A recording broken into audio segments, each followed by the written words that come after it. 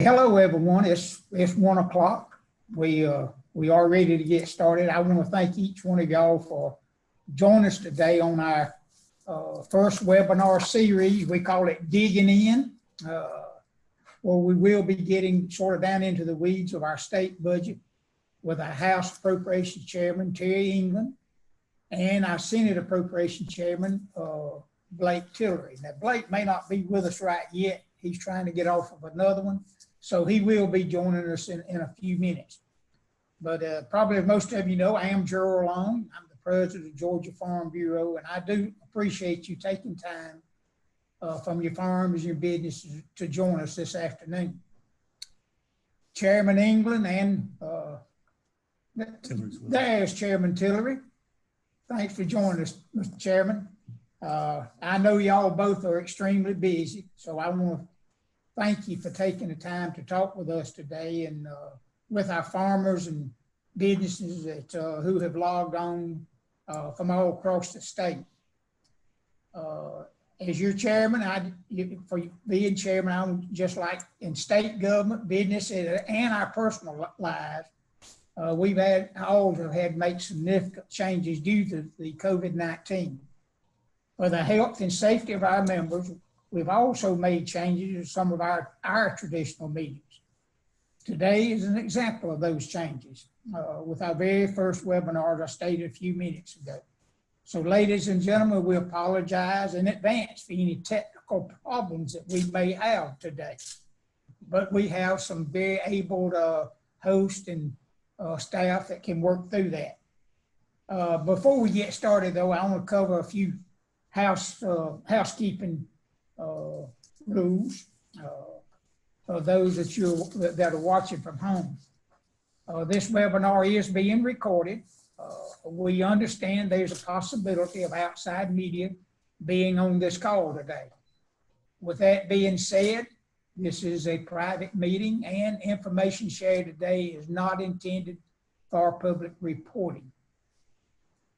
At this time, everyone on the call should be muted so we can cut down on the background noise. We will have a question and answer session at the end of our program. So if you have joined us by phone, we will explain how to ask a question when we get to the questions and answers. If you have joined us by computer or on Zoom, there are two ways to submit your questions. One, at any time, you can type your questions in the question box, which is in your control panel.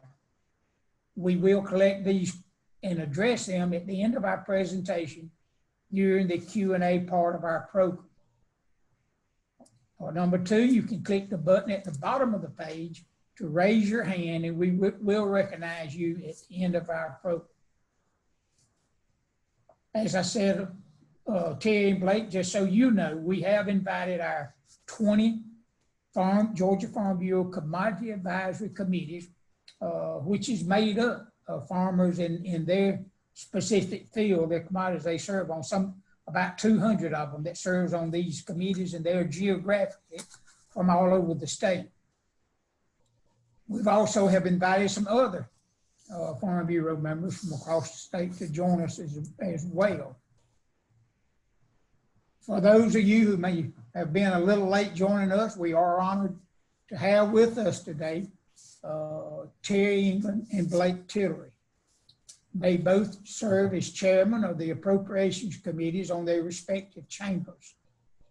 They have the difficult task of determining how the state manages our $26 billion budget. And I'm sure that's not an easy task. In fact, a few minutes ago, as Terry and myself was having a conversation, Terry served on the state board as young farmer chairman back several years ago. And he just made the comment, wow, the first meeting he came to, he helped pass a $400 million budget.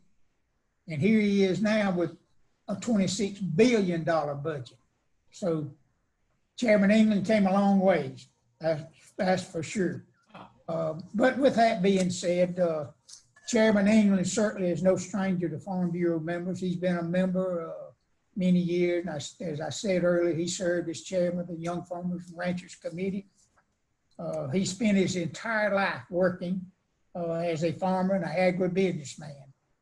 He was elected in the Georgia House of Representatives in 2004 and represent Georgia's 116th House District. Terry and his wife, Cindy, have been married for over 30 years, and they live in Auburn, Georgia. Both are active in the Auburn First Baptist Church, where Terry serves as a deacon. Terry, if I've left anything out, please fill in for us. And please give us the inside scoop on how much fun this year's budget process must have been to navigate through the COVID-19 and the issues that you face every day. Well, thank you, Mr. Long. Good to be with y'all.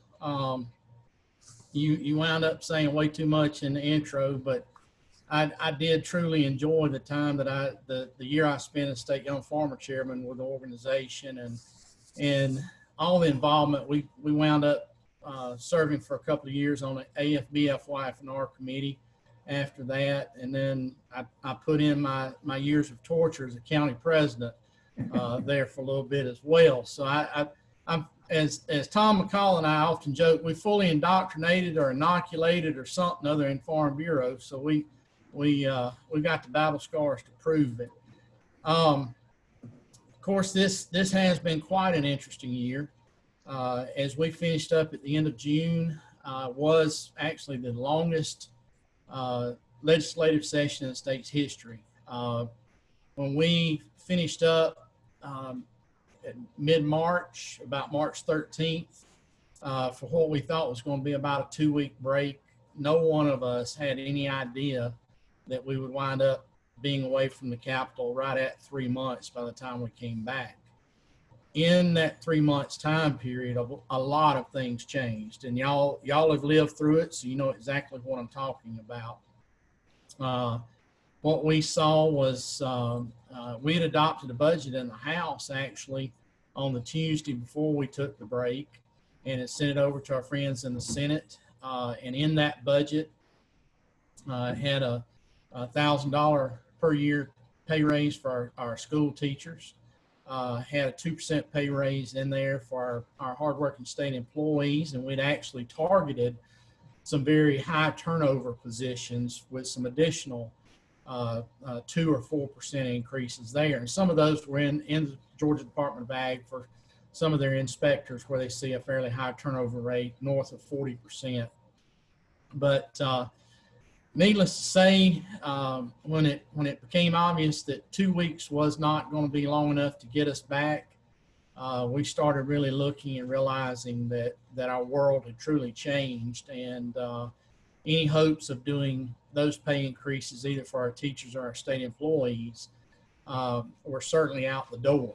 And another week or so into it, it became pretty obvious that while you hope to at least hold even or break even where you were with the prior year's budget, it became pretty obvious that we were not even going to be able to do that. And Chairman Tillery, myself, and Kelly Farr, that's the director of the Governor's Office of Planning and Budget, had sent out a letter to the state agencies asking them to prepare for significant budget cuts. As a matter of fact, the number that we were working with at that point in time was 14% reductions. I do need to stop right here real quickly, though, and acknowledge Senator Jack Hill from over at Reidsville. Jack had been chair of the Senate Appropriations Committee for about 18 years. And certainly been a mentor to me. I've been doing this job now about 10. Jack was certainly a mentor to me when I first got started, and continued to be a mentor to me. But more than that, became an incredibly close friend. And somebody asked me the other day, so well, what kind of friendship was it? And I said, well, it's kind of hard to explain. There's 15 days difference between Jack's age and my father's age. So it was a father-son kind of relationship in some ways. It was a big brother kind of relationship in some ways. And then it was just one of your best friend relationship in other ways too. And so as we were going into and realizing that we were in trouble, in fiscal trouble, not just the state of Georgia, but the entire country.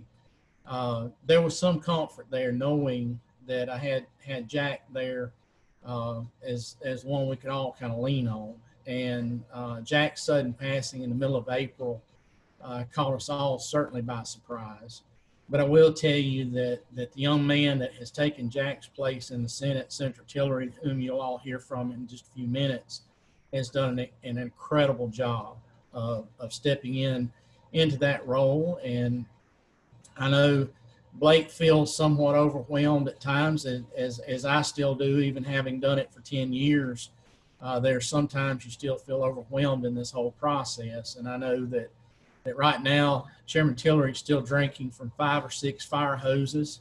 And I told him, I said, well, get used to it, because once you kind of get in the stride, you're only drinking from 2 at the same time. It ain't 5 or 6 anymore. But anyway, Blake stepped in and did an incredible job on what he was dealt with. I mean, we sent him a version of the budget, sent the Senate a version of the budget.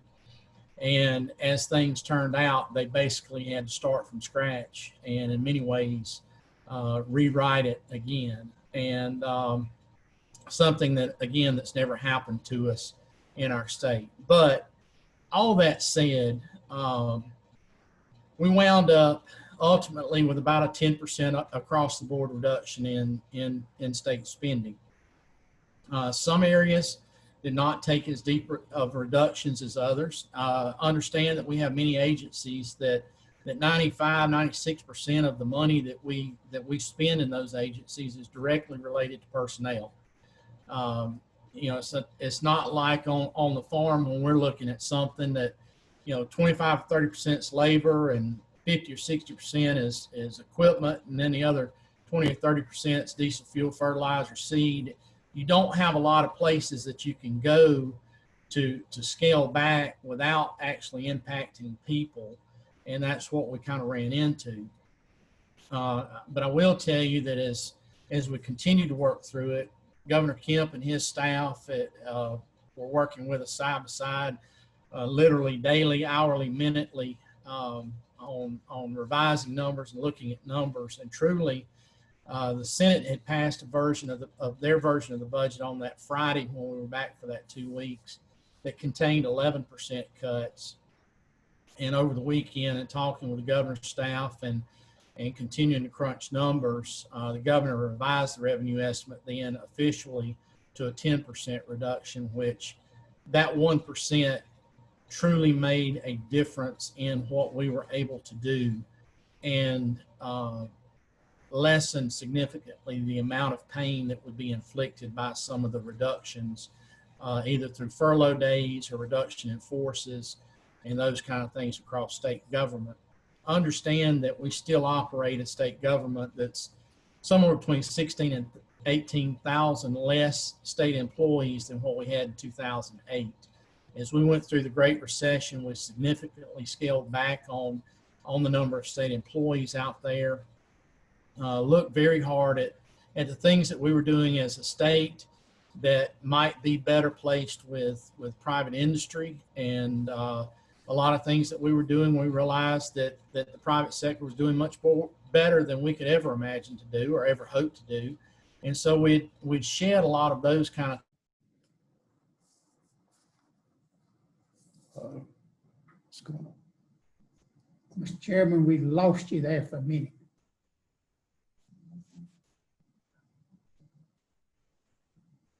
Hold on to Blake, are you still on there with us? I'm here if you can hear me. Yes, we can. I am a very poor substitute for Terry England, but until he can come Oh, back. well, no. We're gonna move on over to you if you don't mind, since we got with Chairman England. Next, we do have Chairman Blake Tillery, who was elected to Georgia's 19th Senate District in 2016. Blake graduated from University of Georgia in 2006 with a degree in international affairs and received his law degree from University of Georgia in 2010. He is currently the managing partner at Smith and Tillery in Vidalia, Georgia, where he and his wife, Ashley Nicole, reside. Blake, you were cast into this role following the very unfortunate passing of Senator Jack Hill. Chairman Hill, as Chairman England said a while ago, was a tremendous, had tremendous presence and a leader during his tenure as the General Assembly and a strong supporter of rural Georgia. His successor at the time of a record economy would have a tall task to take on, but even more difficult in a year like 2020 has presented. Blake, you have certainly demonstrated that you are up for this task, and this short time that we've had work with you has certainly been great. If you don't mind, tell us a little bit about yourself and how being thrown in this process has been for you. As Chairman England says, you had about 5 hoses stuck in your mouth, okay? And we certainly appreciate you being willing to step up that role. So tell us a little bit about you. Well, thank you, Gerald. In a lot of ways, it's kind of like what happened right here. I was sitting here listening to Terry, thinking I was going to get to ride it out for a few more minutes and read the questions that Alex kindly sent me yesterday, and here we are. I'm Blake Tillery. I'm from Vidalia. Obviously, farming is really big in my neck of the woods, and 36 years old and manager at the law firm here, and the second term rather in the Senate. I was chairman of the county commission here in Toombs County before I came over, so I had a little bit of government experience and had actually worked with Chairman Hill since 2003, since he became Appropriations Chair. We were really close. Jack lived about 15 minutes away from me, so he was the closest senator to me in just distance, which many of you know in rural Georgia, that's a heck of a lot bigger of a deal than it is if you live somewhere in like Gwinnett, where you have 7 or 8 senators or 15 or 16 representatives that are so close by. Jack and I shared a couple of things. We shared a county together, his home county, which he took care of, and really I didn't have to do anything because everybody there called Jack. It was the best possible relationship you could have. Jack was a man of character, of dignity and compassion. And Gerald, you said a lot of things about Terry, and I want to echo a few more and add a few to it. This process, and we're going to talk a whole lot about the 2020 budget, the 2021 budget, the 2020 session. Our state, your industry, have been extremely blessed by the character of Terry England for many, many years. This process would not have gone nearly as smoothly. It would not have, I venture to say that it may not have functioned at all had you not had someone of the character of Terry England on the other side to lend a hand when necessary. He mentioned mentioned Jack being a father, a brother, and a friend. Well, Terry was definitely a brother to me in this entire process. Just would not have happened. He had so many opportunities where he could have exploited the House-Senate relationship, the age factor, the knowledge factor, and he never did that once. The character of Terry England is something that'll benefit this state for many, many years to come, and it'll continue to benefit farmers in rural Georgia for decades after that. So now you know how I felt about Jack, you know how I feel about Terry. We'll talk a little bit about my thoughts on the budget process generally. Numbers are numbers. The reason that I sort of aimed for this role early on, one, as I was so close to Jack and I was a friend of him, and also saw how much it mattered to my area. I told you my area cares about agriculture. It's a rural area. Matters to you back home. There's no position better suited to take care of rural Georgia than the positions that Terry and I get to occupy because of you. And that's why we asked for the positions that we've asked for. My district being rural, caring about farm and caring about ag, played in this role, played into what Jack had done previously. It also plays into like I said, why I care about this role is because it's all about numbers, right? Numbers they are sometimes used as being political, but at the end they got to balance. When you're balancing things on your farm and you're balancing things in your business, we've got to balance things here on just a few more zeros on the end for the state. And I just kind of want to I don't think we have screen share set up, but I'm going to run through a few numbers and just tell you, when we walk in the door, our budget in January, it's going to be the same as it's been last year and the same as it's been for previous years before. Roughly 54% of our budget's going to education, roughly 23% is going to different healthcare items. And we're going to have to figure out how to spend the remaining 22 to 23% in ways that benefit the rest of Georgia, rural Georgia, urban Georgia, building roads, running prisons, running court systems, and taking care of ag. Terry has been a instrumental figure in doing that. Jack was before. And I hope we continue to do that for years on. I hope I'm able to continue in the roles that they've been able to do that as well.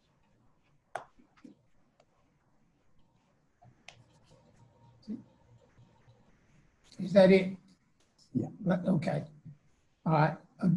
Sorry, I lost y'all a minute ago. Well, yeah, we didn't cut you off. No, we don't. No, Windstream did. Windstream was nice enough to cut us off. No. Case in Again, point for broadband expansion and bolstering our broadband efforts in this state. So. I understand. I sure do. Well, again, I want to thank both of y'all for not just joining us today, but what y'all do each and every day to represent Georgia, in particular agriculture. And I think y'all realize the importance of Georgia Farm Bureau. And our mission is to represent agriculture in the legislative arena. And I think I know we have a good team, and I think we have a good team working with y'all as a team in Atlanta. So again, I want to thank y'all for that. We will go ahead and have some questions, take some time for questions. For our members joining us, when you're ready to ask your questions, you will be asked to unmute your microphone.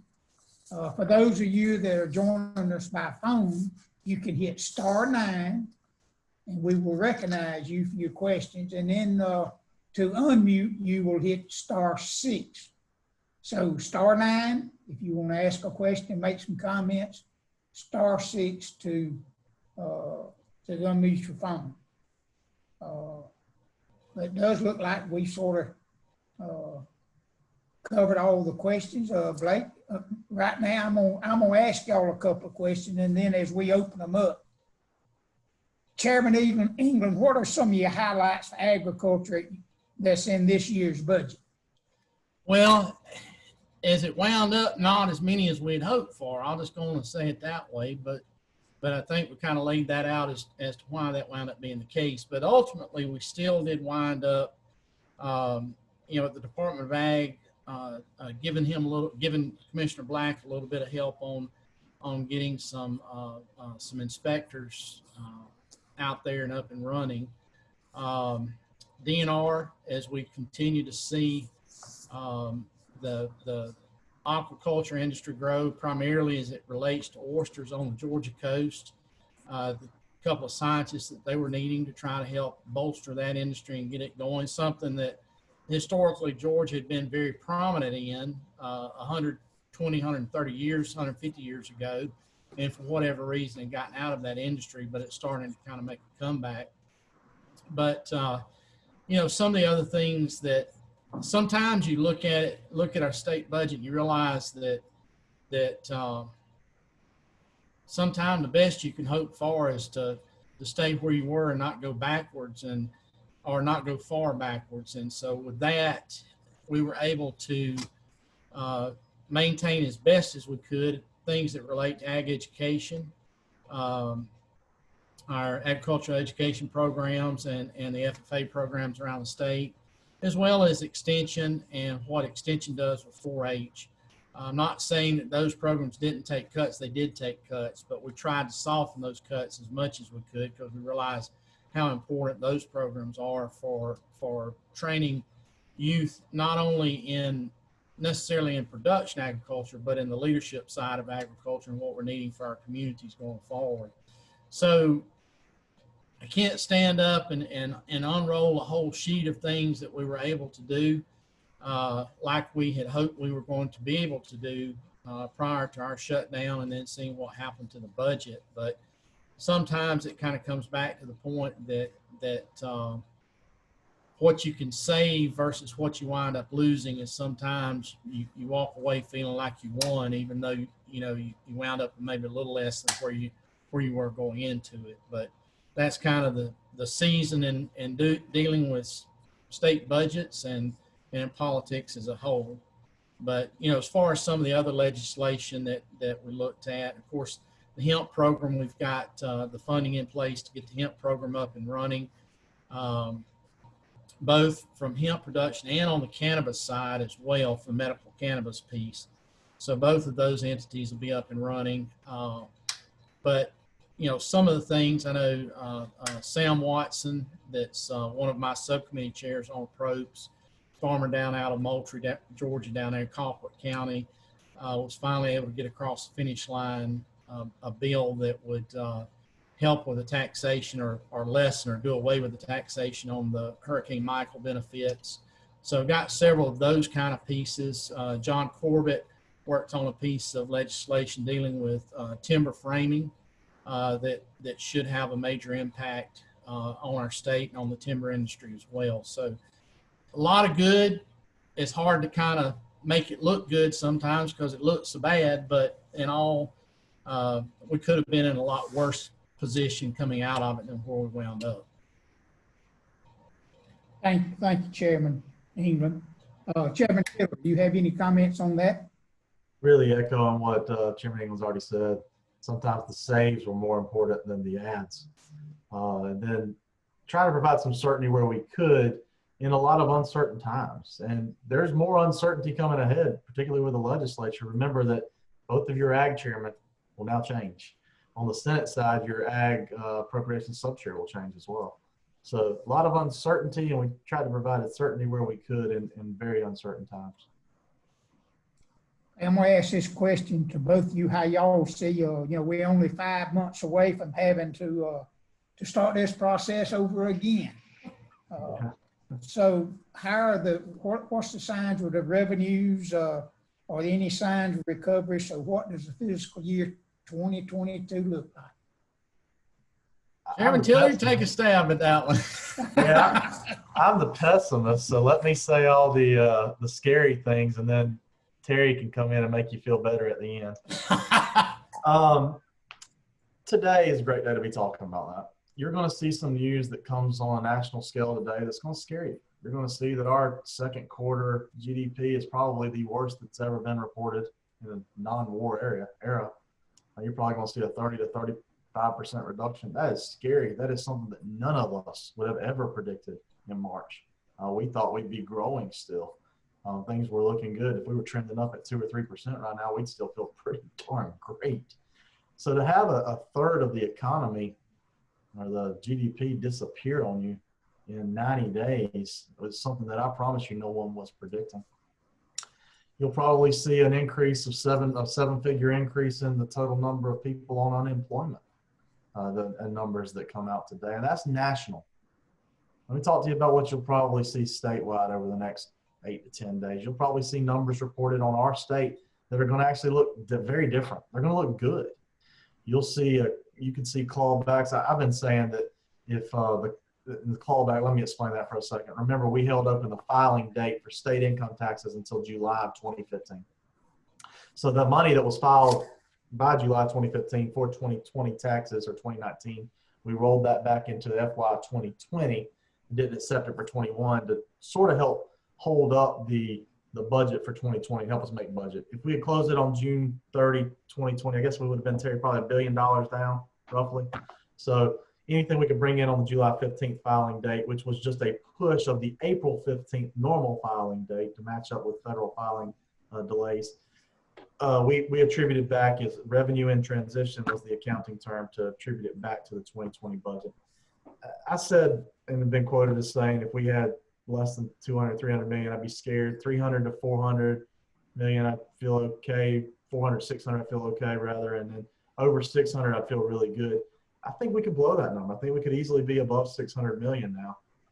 At the same time, I think you'll probably see state revenues that look better for July 2021 than they did for July 20. But let me tell you, I think those numbers are gilded. So look at it with optimism, but look at it with cautious optimism. on a normal month, we're seeing $1 million to the high end $5 million of withholdings being paid into DOR from the State Department of Labor through unemployment. So you're getting unemployment payments, but you're still paying state income tax at the 5.75% levy or what levy you're at. And those are coming into the state at roughly a high month will be $5 million. We're seeing those things be shattered, 135 million, 150 million, et cetera, which is money that's showing up as withheld revenue right now and revenue for the state. However, you got to be a little cautious about that. That's being held up because they're not getting paid wages. So are they all going to get refunds in April? Maybe, which will artificially inflate our numbers now and then greatly deflate them in April.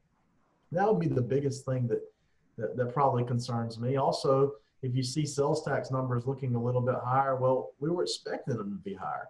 The passing of the Marketplace Facilitator Act helped balance out brick and mortar stores that many of our farmers run as a secondary source of income with things that folks were able to buy online. So by balancing out, making sure those taxes were equal, we were expecting to see a little bit more in sales tax. So if you see sales tax higher in July, we thought it would be. And will it ever be what we would have been? We'll never know because we won't really know the impact of COVID-19 on those sales tax numbers because we won't have anything that we can really compare it to. We can look at NAICS codes a little bit, but it's not going to give us as clear of a picture. One thing I can tell you is if we hadn't passed Marketplace Facilitator, we'd probably be in quite the bind because I'm even ordering from the local Mexican restaurant via my cell phone now.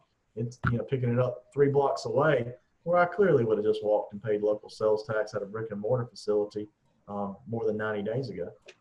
So that's a long answer to your short question, Gerald. Is the national stuff I think is going to look scary. The state stuff's going to look better, but we need to look at it with a cautious and healthy optimism, knowing that it could be a little bit gilded.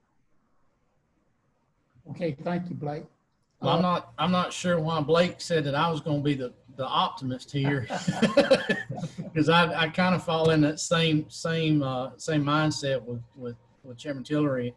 Is there are a lot of unusual things that we've been watching happen, and the enhanced unemployment benefit of the additional $600 per week that Blake had alluded to on the income tax numbers being up, that went away on Saturday. So, how many folks that were holding out because they were making more on getting the enhanced benefit are actually going to truly go back to work, or how many will fall back to what unemployment benefit would naturally or normally be? It has been amazing to watch sales numbers. Having been in retail myself for a long time, Chairman Hill and I would always joke about some of our customers, but we'd also watch a lot of the same trends. And so we've been watching a lot of the trends in sales, retail sales, as it related to how far things fell off year over year, week over week, prior year. And we've had some friends that have been very generous to supply us a lot of data.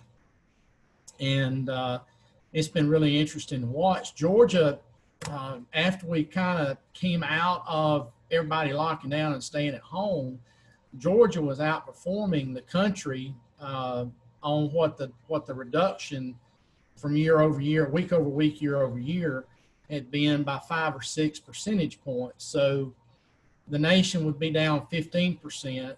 Georgia would be down somewhere about 9 or 10%.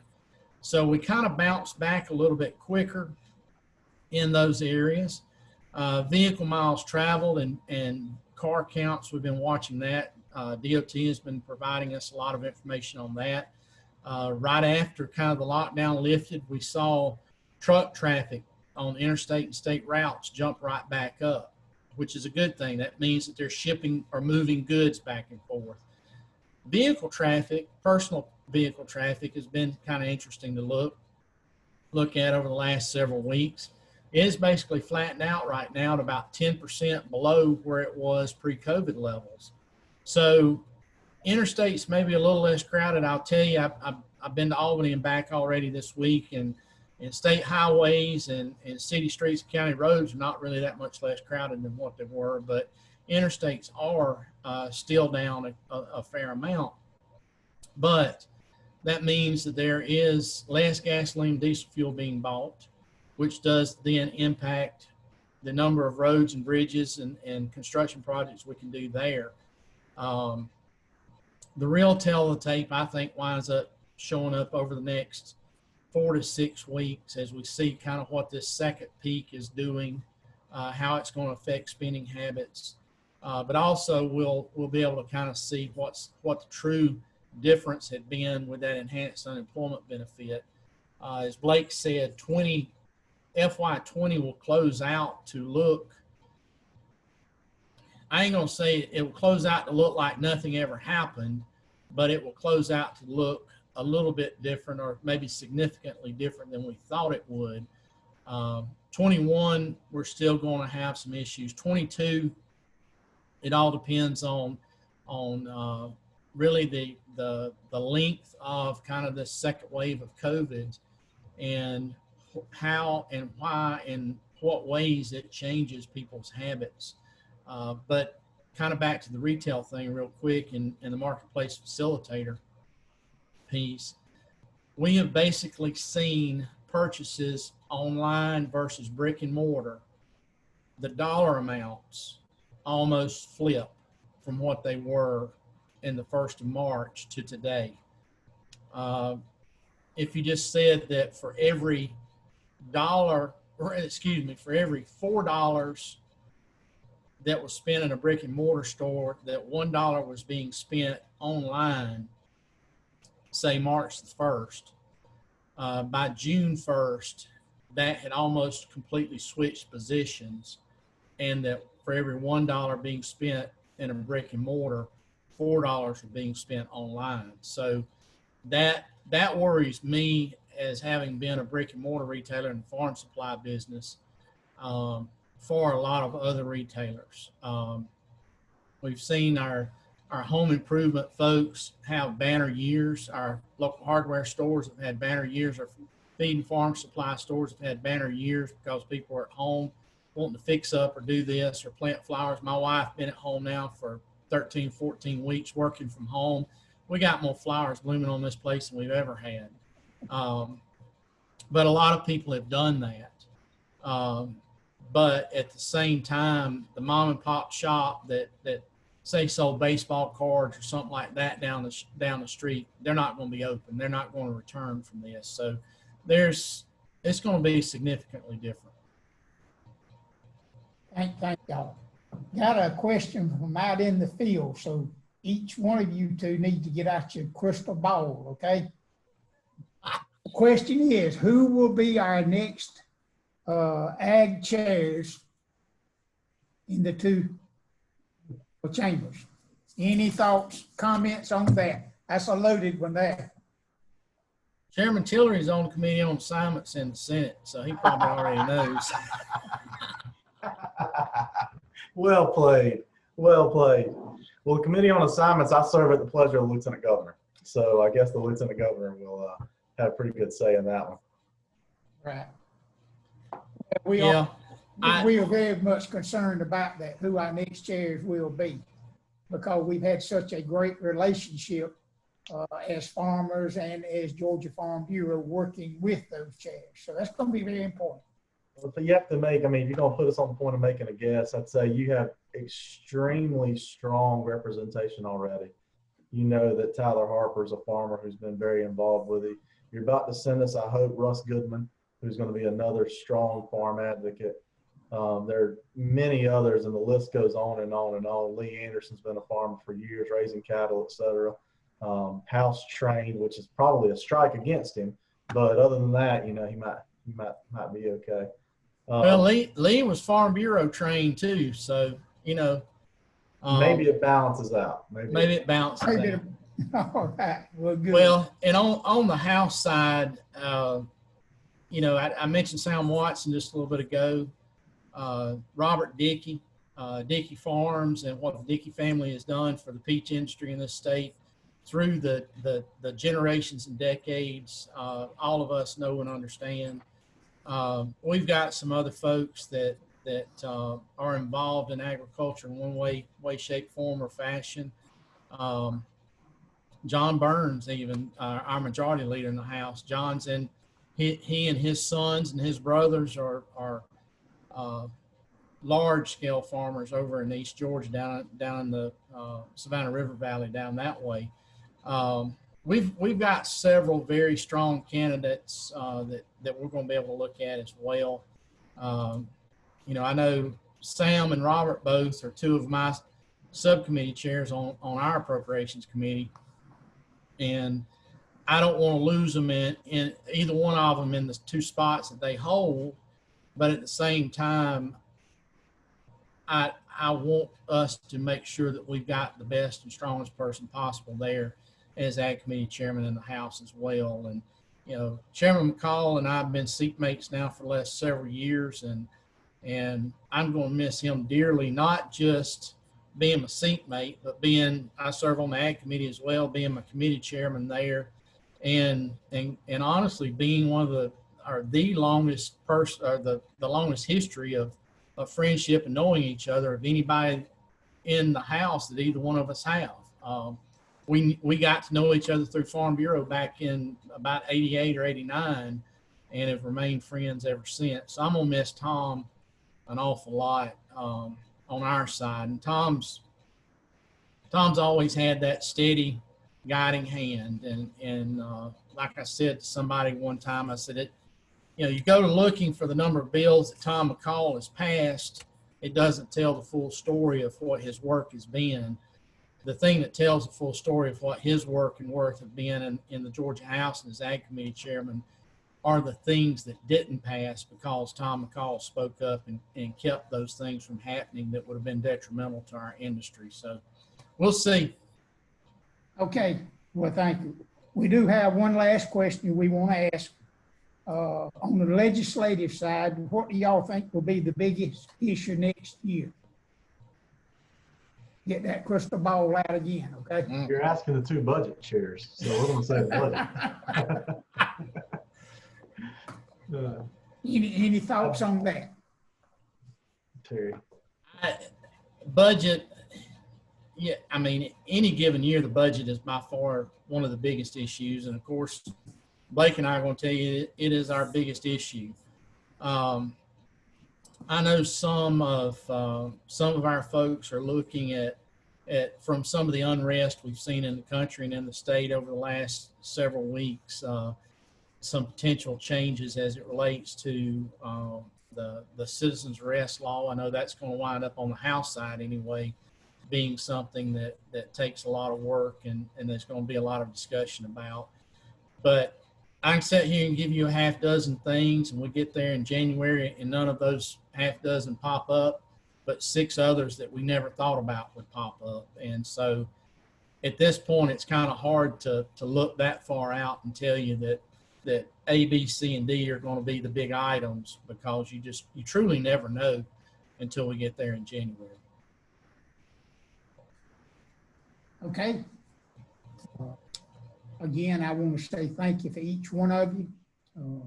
Chairman England, Chairman Tillery, thank y'all so much for joining us today. This is our first time of this, and we will have some others as we try to find other ones to participate on this as our commodity committees respond to us on what they'd like to see. So again, thank y'all for joining us. But more than that, thank you for what you all do for the state of Georgia, for agriculture, and for all of Georgia.